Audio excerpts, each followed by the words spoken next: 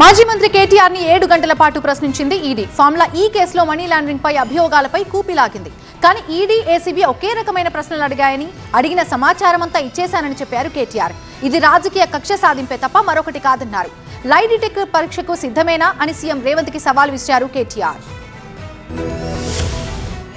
Formula ఈ కేసులో అభియోగాలను ఎదుర్కొంటున్న మాజీ మంత్రి కేటీఆర్ ఉదయం 10:30 సమయంలో ఈడీ విచారణకు హాజరయ్యారు. ఫెమా రూల్స్ ఉల్లంఘన, మనీ లాండరింగ్ కోణంలోనే ఈడీ ఇంట్రాగేషన్ కొనసాగింది. ఎన్నిసార్లు పిలిచినా వస్తా, మీరు ఎన్ని ప్రశ్నలు అడిగినా సమాధానం చెప్తా, సంతృప్తికరంగా చెప్తా, పూర్తిగా విచారణకు సహకరిస్తాను. భారత రాజ్యాంగాన్ని, న్యాయ వ్యవస్థను, కోర్టులను గౌరవించే బిడ్డగా తప్పకుండా నా నిజాయితీని ప్రూవ్ చేసుకుంటాను. ఇన్వెస్టిగేషన్ కు పూర్తిగా సహకరిస్తాను అనే మాట వారికి చెప్పడం జరిగింది. కేటీఆర్ విచారణ సందర్భంగా బీఆర్ఎస్ శ్రేణులు పెద్ద ఎత్తున ఈడీ ఆఫీస్ వద్దకు చేరుకుని ప్రభుత్వానికి వ్యతిరేకంగా నినాదాలు చేశారు. పోలీసులు వారిని అడ్డుకుని అదుపులోకి తీసుకున్నారు. విచారణకు వెళ్లక ముందు ఎక్స్ ద్వారా స్ట్రాంగ్ స్టేట్మెంట్ ఇచ్చారు కేటీఆర్.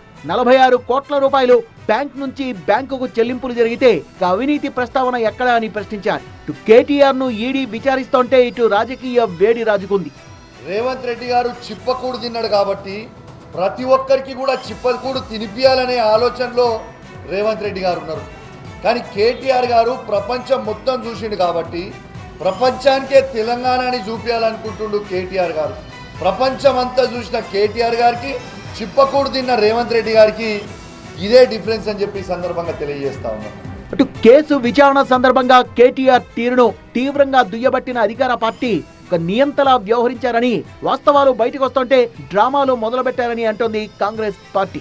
రామారావు గారు, మీరు ఒక యువరాజుగా, మీ నాయన ఒక రాజుగా ఈ రాష్ట్రానికి ఎప్పటికీ మీరే పరిపాలిస్తారు అన్న ఒక ఆలోచనతోటి మీరు ఒక యువరాజుగానే వ్యవహరించారు. ప్రభుత్వం పోయిన తర్వాత వాస్తవాలన్నీ బయటకు వస్తుంటే మీరు డ్రామాలు చేయడానికి ప్రయత్నం చేస్తారు. ఈడీ విచారణ నేపథ్యంలో ఖాకీ శాఖ అప్రమత్తమైంది. బీఆర్ఎస్ కార్యకర్తలు ముట్టడించే అవకాశం ఉందన్న నిఘా వర్గాల హెచ్చరికల నేపథ్యంలో గాంధీ భవన్ దగ్గర భారీ బందోబస్తు చేపట్టింది.